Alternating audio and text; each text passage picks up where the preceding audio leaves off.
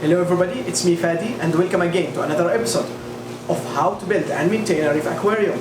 Today I'll speak about how to quarantine your fish and introduce them and adding them to the display tank. Quarantine tank or a QT is a small dedicated aquarium that you keep your newly acquired fish in it for a few weeks until you make sure that these fish are disease-free and medicated for diseases it may carry. By doing so, you are protecting your main group of fish in the display tank from being infected.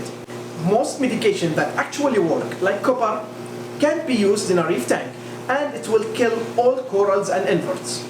Most common fish diseases are egg and velvet that can kill and wipe out your entire fish population in less than 72 hours, and flukes that can kill 1 or 2 fish over a period of several months. Experiencing a total fish loss often leads to a quick exit from the hobby, either for a beginner who is just getting started or even for an experienced reefer who can't take it anymore. New fish are usually stressed and need some time to settle. Adding it directly to the display tank will be hard for the new fish to compete with other established fish for territory and food. When using QT, you are making sure that the fish is settled and eating and ready to go to the display tank. To set up a new QT, you'll need 10 to 30 gallon aquarium. You can go larger if you are going with large fish or getting many fish at once. The small size will make it easier to clean and maintain and will cost less for medication and water change. You'll need a heater and a thermometer to keep the temperature at 77 to 80 Fahrenheit. Hang on the back filter some top screen or egg crate to keep the fish from jumping, especially wrasses, some PVC elbows and tees to make hiding places for the fish. Seachem ammonia alert. Rock and sand are best to be avoided in QT as these can absorb medication.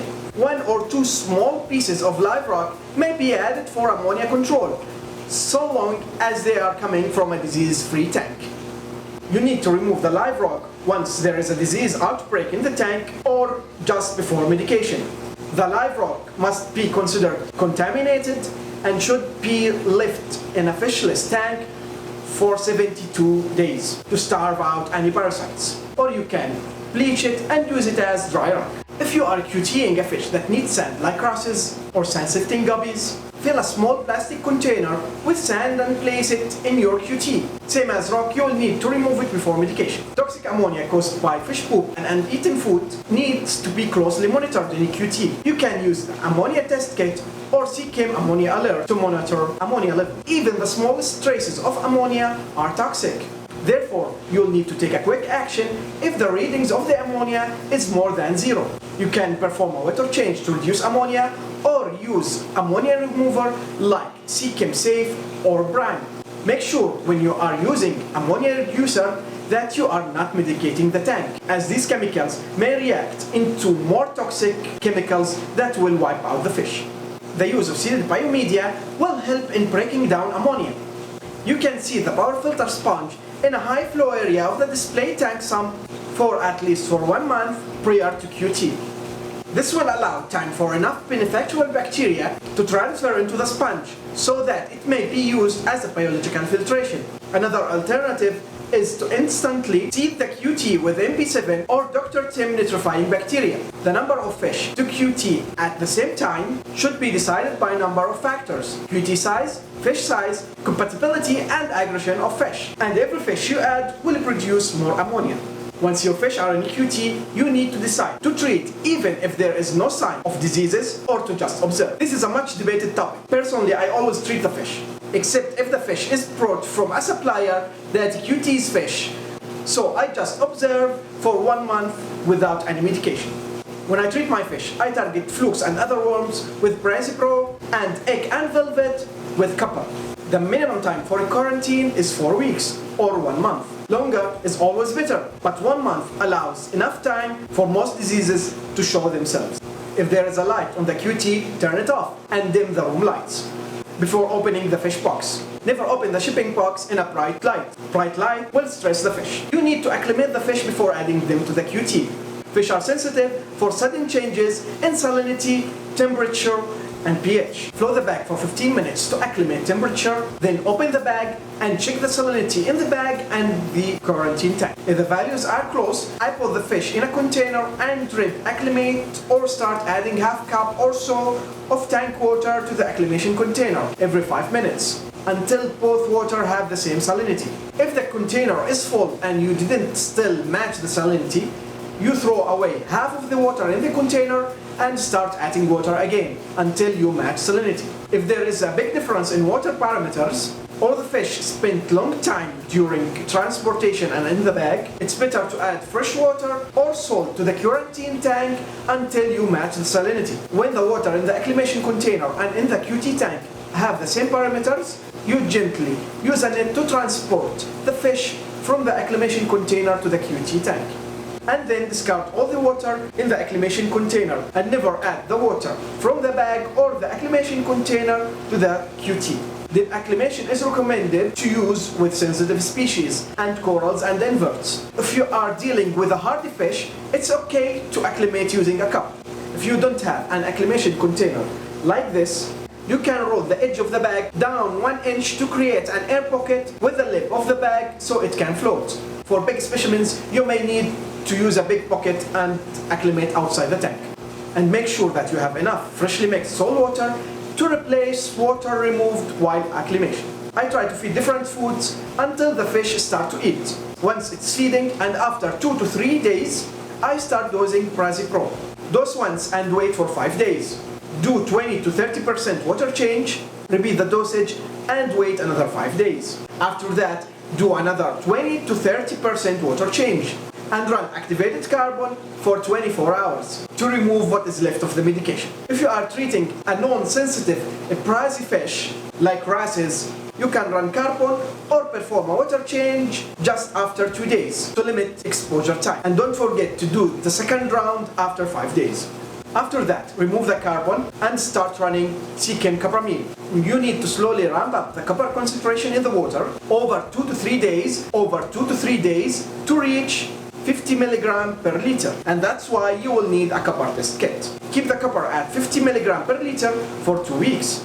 After that, the fish is ready to be added to the display tank. Keep in mind that the copper concentration should be stable at 50 mg per liter. When doing a water change, you will need to dose 4 drops per gallon of new water to maintain a therapeutic copper level using copramine. After we are done with the copper treatment and we moved the fish to the display tank, we need to make a 100% water change in the QT to remove the copper.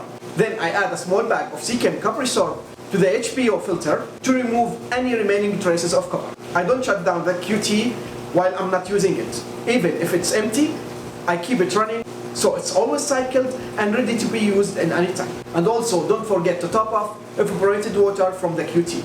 And remember, never mix 2 medication together, or mix medication with ammonia removal like Chem Prime or Safe. Before treating any fish with any treatment, research this fish and research its reaction to this medication. For example, lionfish, mandarin, sharks, and rays are very sensitive to copper and should not be treated with copper at all. Sometimes the fish stop eating after medication, so wait for 2 days. If it's not eating for 2 or 3 days after medication, stop the medication and make a water change. Don't hesitate to make any changes to your treatment plan. Always do what's worked for you and what's best for you and your fish. For example, if the fish is showing symptoms for egg, start with copper medication.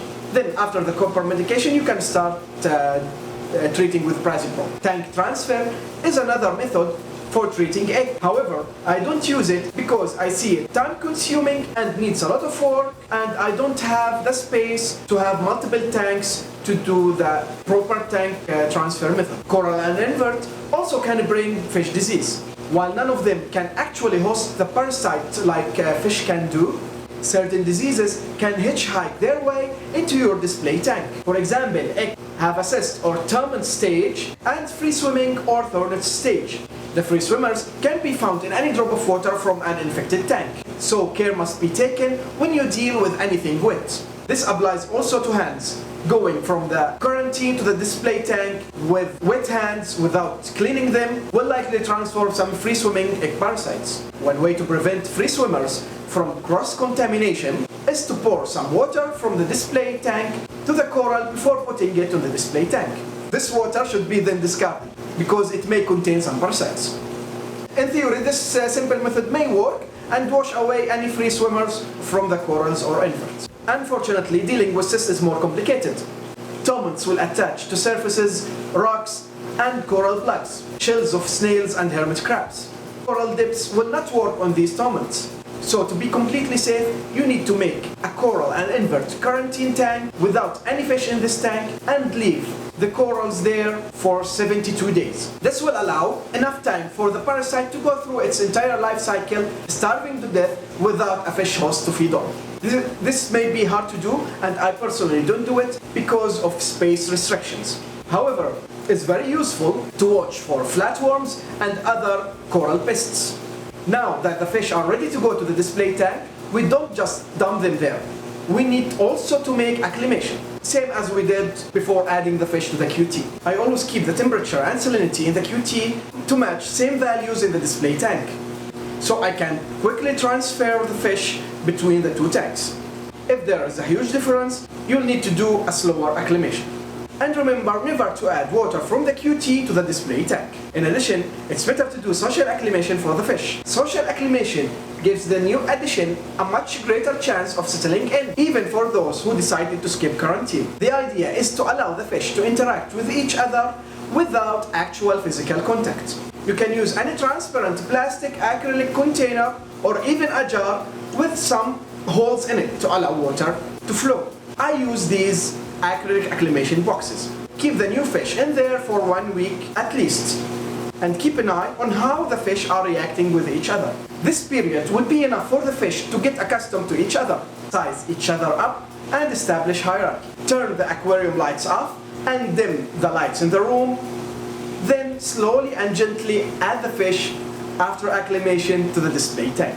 In Handy's tank, we are starting with a pair of captive bred platinum clownfish and a yellow tank. And we will add more fish during the coming weeks. And remember to keep watching the ammonia level after adding any new fish. Sometimes I dose bacteria products like MP7 to boost the biological filtration, especially when the tank is still young and not fully matured. That's it for this week. Next Friday, I'll talk about how to feed your fish. Thanks for watching, and don't forget to subscribe, like, and hit the bell, and see you soon in the next episode.